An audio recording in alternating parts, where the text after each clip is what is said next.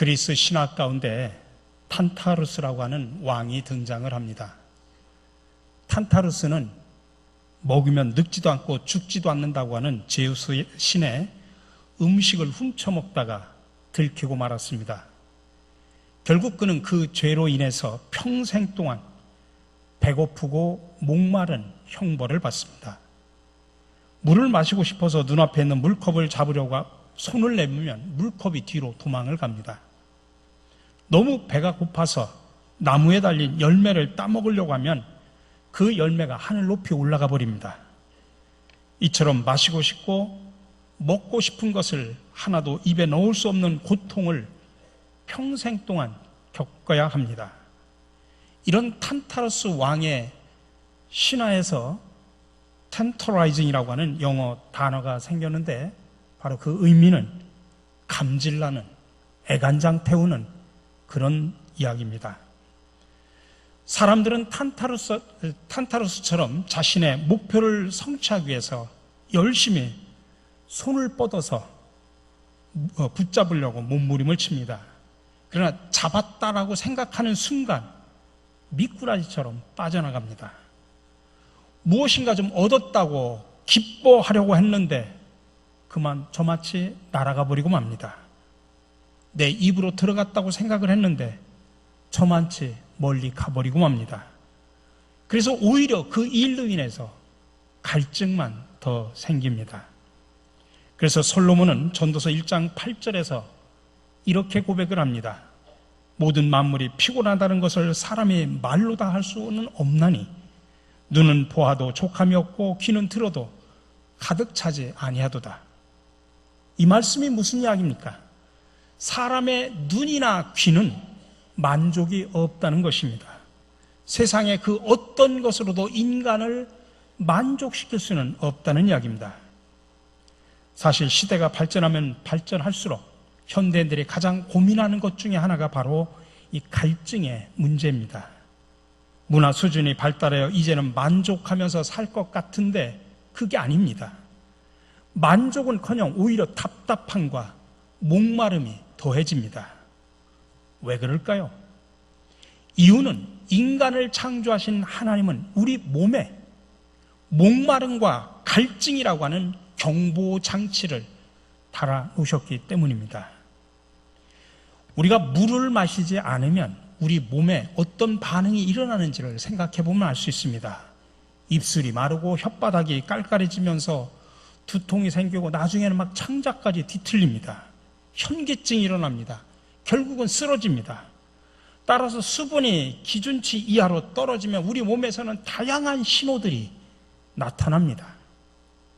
마찬가지로 우리의 영혼도 그렇습니다. 신령한 생수가 내 영혼에 공급되지 않으면 말라 비틀어진 우리의 영혼과 마음으로부터 다급한 메시지들이 날아듭니다. 툭하면 화냅니다. 작은 일에도 분노를 합니다. 근심과 걱정과 염려에 휩싸입니다. 마음에 이유 없이 마음이 조급하고 우울해집니다. 죄와 두려움 가운데 빠집니다. 그러다 보니까 예배 자리에 점점 멀어집니다. 기도 시간이 줄어듭니다. 말씀을 들어도 그 말씀이 귀에 들어오질 않습니다. 만약 여러분 가운데 지금 이런 현상이 나타나고 있다고 하면 여러분의 영혼이 메말라 가고 있다고 하는 경고 신호임을 아셔야 됩니다. 그런데 이런 경고 신호를 우리가 방치를 하면 오래된 빵처럼 굳어져서 마음이 강팍해집니다. 영혼의 기쁨과 평안함이 사라집니다. 결국은 우리의 영혼도 스스로 쓰러지게 마련입니다. 내 안에 영혼의 목마름에 경고등이 들어올 때 여러분 그것을 방관하지 마시고 나에게 지금 꼭 필요한 생수를 공급할 기회로 삼으시기 바랍니다. 그렇기 때문에 이 영혼의 목마름을 느끼는 순간이 생수를 마셔야 될, 생수를 공급해야 될 가장 중요한 시기임을 기억하시기 바랍니다. 그때 우리에게 필요한 것이 새로운 영혼의 부흥입니다. 영적인 부흥. 그래서 오늘 우리에게 더욱더 절실하게 필요한 것입니다. 우리가 부흥이라는 말을 교회 안에서 자주 씁니다. 부흥은 리바이벌, 다시 산다는 말입니다. 죽었던 자가 소생하는 것, 침체되었던 자가 활력을 되찾는 것, 절망 가운데 있던 사람이 소망을 되찾는 것, 이것이 바로 부흥입니다. 오늘 우리에게 정말로 중요한 것은 바로 이 내 영혼의 목마름을 채워서 영적으로 부흥하는 것입니다. 특별히 오늘 저녁부터 우리 교회가 부흥성회를 하는 이유는 내 영혼의 회복과 내 영혼의 부흥입니다. 지금까지 침체되었던 나의 영적인 상태를 점검하고 우리가 새롭게 소성케 되는 은혜의 자리고 축복의 자리임을 여러분들 믿으시기 바랍니다. 성경은 우리에게 분명하게 말합니다. 우리의 영혼이 잘 되면 범사가 잘 된다고 말하고 있습니다. 우리의 영혼이 깨어나면 우리의 삶이 새롭게 변화됨을 믿으시기 바랍니다. 여러분, 그러니 부흥은 변화를 일으킵니다. 부흥은 우리에게 삶의 활력을 줍니다. 부흥은 놀라운 축복을 일으킵니다. 그래서 오늘 저녁부터 시작되는 이 부흥 성회를 여러분 사모하는 마음으로 기대하시고 참여하시기를 간절히 바랍니다. 내 인생의 목마름을 해결하는 복된 성회로 만드시기를 간절히 바랍니다. 오늘 이 아침에 우리가 읽은 이 본문 말씀은 이스라엘 백성들이 수문 앞 광장에서 모여가지고 지금 영적으로 대부흥 성회를 하고 있는 그 장면을 우리에게 보여주고 있습니다.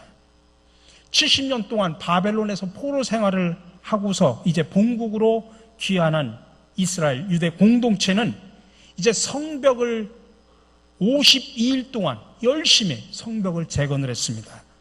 이 성벽을 재건한 느헤미야 지도자는 이제 영적 부흥의 필요성을 느낍니다. 아무리 눈에 보이는 견고한 성벽을 쌓았다고 할지라도 성벽이 우리들의 자신의 안전을 지켜주지 못한다는 사실을 아는 것이죠. 더 중요한 것은 그 성벽 안에 거주하는 백성들의 태도입니다. 여러분, 요즘 어느 집이나 컴퓨터를 가지고 있죠. 여러분, 컴퓨터가 아무리 최신 가장 좋은 하드웨어를 가지고 있다고 할지라도 그 안에 소프트웨어가 좋지 않으면 그 컴퓨터는 고철에 불과합니다. 오늘 하나님의 백성들이 온갖 어려움을 극복하고 52일 만에 성벽을 재건했지만 그것은 하드웨어를 만든 것에 불과합니다. 이제는 백성들이 어떻게 하나님을 섬기고 하나님과 어떤 관계를 맺느냐, 이게 더 중요합니다. 눈에 보이는 성벽보다는 마음의 성벽을 재건하는 일이 더욱더 중요합니다. 그래서 백성들은 지금 학사 겸 제사장인 에스라를 초청을 합니다. 이 에스라 부흥 강사를 초청해서 이 에스라 목사님을 모시고 영적 대각성 부흥 성회를 지금 수문 앞 광장에서 하고 있는 그런 모습입니다. 그러므로 우리는 이 본문 말씀을 통해서 우리가 오늘 새롭게 시작된 우리의 영적인 부흥의 원리가 무엇인가를 배우고 함께 나누는 그런 은혜의 시간이 되시기를 간절히 바랍니다. 첫 번째로 은혜의 자리로 함께 모여야 합니다. 오늘 1절의 말씀입니다. 모든 백성이 일제히 수문 앞 광장에 모여. 바벨론에서 70년간 포로 생활하던 백성들이 꿈에 그리던 고국으로 돌아왔습니다. 온갖 어려움을 물리치고 성벽을 쌓습니다. 자신들의 손으로 쌓은 그 성 안에서 그들은 이제 안주하고 싶은 마음이 생겼습니다. 두 다리 쭉 뻗고 이제 편히 쉬고 싶은 그런 상황입니다. 근데 유대 백성들은 영적인 갈급함을 느꼈습니다. 바벨론 포로 생활 70년 동안 그들은 제대로 하나님의 말씀을 듣지도 못했고 하나님의 말씀을 제대로 배우지도 못했습니다. 그래서 그들은 육신의 편안함에 빠지지 않고 하나님의 말씀을 사모했습니다. 그래서 오늘 1절 말씀처럼 모든 백성이 일제히 수문 앞 광장에 모였다라고 말하고 있습니다. 당시 바벨론에서 유다로 돌아온 유다 백성들은 적어도 3만 명에서 5만 명 정도 된다고 추산을 하고 있습니다. 누가 모이라고 해서 모인 것이 아닙니다. 그들이 자발적으로 모든 백성들이 모였습니다. 오늘 본문에 보니까 남녀노소 할 것 없이 말귀를 알아들을 수 있는 사람들은 모두 모였다라고 표현을 하고 있습니다. 그렇습니다. 우리들이 영적으로 부흥하는 첫 번째 비결은 먼저 은혜 자리로 함께 모이는 것입니다. 함께 모여서 말씀의 은혜를 사모할 때 더 큰 역사가 나타남을 여러분들 믿으시기 바랍니다. 물론 개인적으로 말씀을 묵상하면서도 은혜를 깨달을 수가 있습니다. 그러나 하나님의 백성들이 함께 모일 때 더 큰 은혜가 임함을 믿으시기 바랍니다. 사도행전에 보면 오순절 마가 다락방에서 성령의 불이 임할 때도 120명이 함께 모여서 뜨겁게 기도를 합니다. 약속하신 성령님을 사모하면서 함께 모여서 간절히 기도할 때 성령의 능력의 불이 임했음을 여러분들 믿으시기 바랍니다. 여러분, 2016년 새해 내 자신이 그리고 우리의 가정과 우리의 교회가 하나님의 부흥을 진정으로 경험하려고 한다고 하면 여러분 은혜의 자리로 우리 모두 함께 모이시기를 간절히 바랍니다. 근데 참 사탄 마귀는 어떻게 해서든지 성도들이 그 은혜의 자리로 모이는 걸 제일 싫어합니다. 그래서 모이지 못하도록 방해를 합니다. 오늘 저녁 갑자기 아프게 만듭니다. 오늘 저녁 갑자기 무슨 일이 일어나게 만듭니다. 그래서 이 은혜의 자리에 참여하지 못하도록 만듭니다. 여러분, 이 사탄 마귀의 유혹에 넘어가지 마시기 바랍니다. 그래서 이번 부흥에 힘써 참여하셔서 오늘부터 수요일까지 시작되는 저녁과 새벽 부흥에 여러분들 빠짐없이 참여하셔서 은혜를 받으시기를 간절히 바랍니다. 언제 어느 시간에 성령께서 역사할지 모릅니다. 시간 은혜를 사모하면서 참여할 때 하나님의 역사가 언제 어떻게 일어날지 모릅니다. 그러니 우리 서로를 격려하여 모든 시간에 부흥에 참여하여 놀라운 하나님의 은혜를 경험하는 축복된 시간을 만들어 가시기를 간절히 축원합니다. 두 번째로 영적 부흥의 원리는 하나님의 말씀을 갈망하시기 바랍니다. 이번 부흥회를 통해서 은혜를 주시면 좋고 안 주시면 할 수 없고, 여러분 이런 태도를 가지면 풍성한 은혜를 여러분 경험할 수가 없습니다. 우리가 신약 성경에 나와 있는 것처럼 12년 동안이나 혈류증을 앓던 여인이 예수님의 옷자락만 만져도 내가 나을 수 있다고 하는 그런 간절한 믿음을 가지고 예수님 앞에 나왔던 것처럼 여러분 간절한 마음을 가지고 나오시기를 바랍니다. 오늘 에스라는 하나님의 말씀을 백성들 앞에 낭독을 합니다. 모든 백성들이 그 말씀에 귀를 기울입니다. 에스라가 하나님의 말씀을 펼 때 모든 백성이 일어섭니다. 말씀에 대한 경외심을 표현하는 것입니다. 그리고 말씀이 선포될 때 모든 백성이 손을 들고 아멘 아멘 화답합니다. 몸을 굽혀 얼굴을 땅에 대고 하나님께 경배합니다. 그들은 새벽부터 정오까지 무려 6시간 동안이나 말씀에 집중을 합니다. 근데 느헤미야 8장 18절에 보니까 무려 일주일 동안이나 지속됐다고 했습니다. 요즘 현대인들은 설교를 길게 하면 짜증냅니다. 그래서 어떻게 하면 목사님들도 설교를 엑기스만 뽑아가지고 그 짧은 시간에 전할까 노력을 합니다. 근데 오늘 여기에 보니까 이들은 새벽서부터 정오까지 무려 6시간 동안이나 말씀을 듣습니다. 그것도 일주일 동안 집회를 합니다. 얼마나 그들이 하나님의 말씀을 사모했는가를 보여주고 있습니다. 하나님의 사람 다윗은 항상 말씀에 목마른 사람이었습니다. 그래서 그는 시편에서 그렇게 표현합니다. 하나님이여 사슴이 시냇물을 찾기에 갈급한같이 내 영혼이 주를 찾기에 갈급하나이다. 내 영혼이 하나님 곧 살아계신 하나님을 갈망하나니 내가 어느 때 나가서 하나님의 얼굴을 배울까. 또 시편 119편에서 말합니다. 내가 주의 계명들을 사모함으로 내가 입을 열고 헐떡였나이다. 다윗은 항상 목마른 사슴처럼 하나님의 말씀을 간절히 사모했다라고 표현하고 주의 그 말씀을 먹으려고 입을 열고 헐떡거렸다라고 말하고 있습니다. 여러분이 진정으로 영적으로 부흥하기를 원하신다고 하면 이런 말씀에 대한 갈망이 있어야 됩니다. 하나님의 말씀에 대한 목마름은 우리의 영혼이 건강하고 하나님이 나에게 부흥을 주신다라고 하는 신호임을 믿으시기 바랍니다. 사람이 음식을 잘 먹으면 건강한 사람입니다. 음식이 맛없다고 투정을 한다면 그 사람은 어딘가에 어딘가 문제가 있는 것이죠. 우리의 영혼도 마찬가지입니다. 하나님의 말씀은 영혼의 양식입니다. 이 생명의 양식을 먹고 또 먹어야 됩니다. 그래야 우리의 영적으로도 건강해집니다. 하나님이 주시는 이 말씀을 통해서 여러분 하늘의 축복을 받을 수 있습니다. 하나님의 말씀은 하늘의 보물 창고를 여는 마스터 키임을 여러분들 믿으시기를 바랍니다. 마지막으로 영적 부흥의 원리는 하나님의 말씀에 반응을 하시기 바랍니다. 오늘 6절의 말씀입니다. 에스라가 위대하신 하나님 여호와를 송축하며 모든 백성이 손을 들고 아멘 아멘 하고 응답하고 몸을 굽혀 얼굴을 땅에 대고 여호와께 경배하느니라. 여러분, 요즘 우리는 말씀의 홍수 속에 삽니다. 텔레비전을 틀어도 다양한 기독교 방송을 통해서 수많은 말씀이 쏟아져 나옵니다. 요즘 핸드폰에서도 수많은 말씀을 들을 수 있습니다. 인터넷을 통해서도 수많은 말씀을 들을 수 있습니다. 이런 말씀의 홍수 속에 살아가고 있는데 여러분들 많은 말씀을 듣기는 듣는데 소리로 들을 때가 참으로 많이 있습니다. 신약 성경에 나와 있는 데살로니가 교회는 정말 칭찬받는 교회였습니다.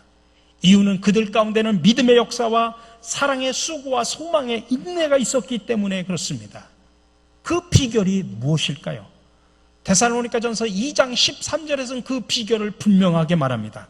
이러므로 우리가 하나님께 끊임없이 감사함은 너희가 우리에게 들은 바 하나님의 말씀을 받을 때에 사람의 말로 받지 아니하고 하나님의 말씀으로 받음이니 진실로 그러하도다. 하나님의 말씀을 받을 때에 사람의 말로 받지 아니하고 하나님의 말씀으로 받았다는 이야기입니다. 여러분, 이런 태도가 우리에게 중요합니다. 우리가 부흥회를 통해서 강사 목사님이 말씀을 들을 때 저 말씀은 저 권사가 들으면 딱 좋은 말인데, 안 나온데 남편이 들었으면 딱 좋은 말인데, 아닙니다. 내가 드려야 될 말씀이라는 사실을 기억하셔야 됩니다. 내가 듣고 내가 은혜 받고 내가 변화되어야 될 그런 말씀임을 믿으시기 바랍니다. 오늘 수문학 광장에서 하나님의 말씀을 듣는 백성들의 태도를 보십시오. 말씀이 선포될 때마다 아멘 아멘 응답합니다. 여러분도 하나님의 말씀이 선포될 때 그게 내게 주시는 말씀으로 믿어진다고 하면 우리가 아멘 하면서 하나님께 영광을 돌리는 것입니다. 따라서 합시다. 아멘은 하나님의 말씀을 받아먹는 숟가락이다. 예, 아멘은 하나님의 말씀을 받아먹는 숟가락입니다. 여러분이 아멘 하실 때 설교하는 목사에게 힘을 주기 위해서 아멘 하는 게 아닙니다. 지금 이 말씀이 하나님의 말씀이다라고 듣고 그 말씀, 생명의 말씀을 내 입술로 고백하면서 하는 것이 바로 아멘입니다. 그래서 입술에 아멘이 많은 사람들이 말씀을 제대로 먹고 있다라고 하는 증표입니다. 오늘 9절에 보니까 그들은 또한 율법의 말씀을 듣고 모두가 웁니다. 그 말씀을 들어보니, 그 말씀의 거울 앞에 자신을 비춰보니 내 죄가 얼마나 많은지, 내가 얼마나 죄인인지 알게 되고 깨닫게 되고 또 나의 아픔과 내 상처를 바라보게 됩니다. 그러니 그 하나님의 말씀 앞에서 울면서 통회하면서 자복을 하는 겁니다. 얼마나 백성들이 말씀 앞에 흐느껴 울었던지 말씀을 선포하는 자가 오히려 이렇게 말합니다. 9절에서 말합니다. 오늘은 너희 하나님 여호와의 성일이니 슬퍼하지 말며 울지 말라. 얼마나 울었으면 울지 말라라고 말렸겠습니까? 여러분, 진리의 말씀이 선포될 때 마음이 감동되어 눈물로 반응하는 것은 참으로 아름다운 일입니다. 똑같은 말씀을 듣고도 감격하여 우는 자들이 있습니다. 그러나 마음의 은혜를 받지 못하고 여전히 강팍한 상태로 머무는 사람들도 있습니다. 여러분, 성령의 뜨거운 체험을 한 후에 베드로가 능력의 말씀을 전파할 때도 바리새인과 유대인들은 오히려 마음의 문을 닫아버리고 그를 옥에 가두고 그를 죽이려고 모함을 했습니다. 그러나 다른 사람들은 그 말씀 앞에 자신을 회개하며 마음을 찢으며 주님 앞에 나와 죄를 고백하고 세례를 받고 주님을 영접하기도 했습니다. 내가 하나님의 말씀에 대하여 어떻게 말하느냐 중요하지 않습니다. 하나님이 지금 이 순간 나에게 어떻게 말씀하시는지 듣는 것이 중요합니다. 한 사람이 랍비에게 찾아갔습니다. 랍비여, 나는 토라를 3번이나 훑었습니다. 그랬더니 랍비가 조용히 웃으면서 이렇게 말했다고 합니다. 그렇다면 토라는 당신을 몇 번이나 훑었습니까? 여러분, 내가 몇 번 말씀을 읽고 들었느냐가 아니라 하나님의 말씀 앞에 내가 어떻게 반응하고 어떻게 사죄하고 어떻게 변화됐는가, 이것이 중요하다 이 말씀입니다.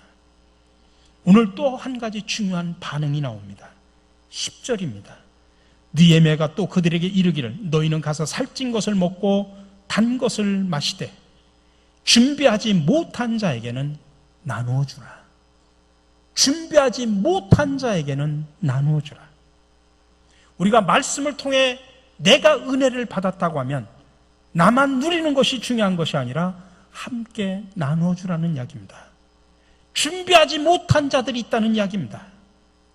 여러분, 하나님께서 우리에게 주신 그 기쁨, 여러분 믿지 않는 우리 이웃들에게, 내 가족들에게 나누어 줘야 됩니다. 이번 천국잔치를 통해서 안 믿는 가족과 이웃들을 초대해서 함께 영혼의 양식을 나누시기를 간절히 바랍니다. 여러분, 우리는 하나님의 말씀 앞에 지금까지 여러분들은 어떤 반응을 보이며 살아오셨습니까? 매일 주일마다 말씀을 듣습니다만 습관적으로 듣는 그런 말씀은 아니었습니까?